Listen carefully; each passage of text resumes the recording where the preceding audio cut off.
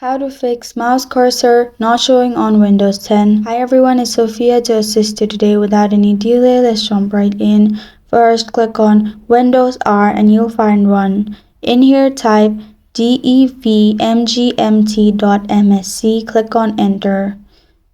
Then, click on down arrow button on your keyboard.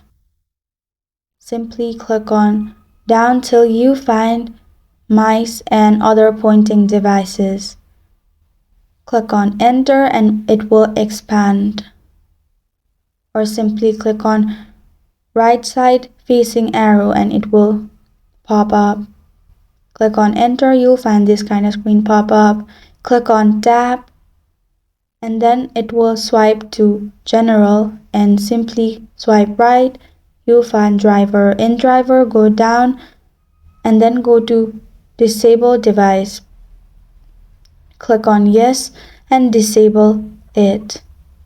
After you've disabled it, do the same process again and enable it and you're good to go. That's how to fix mouse cursor disappeared and not showing up on Windows 10.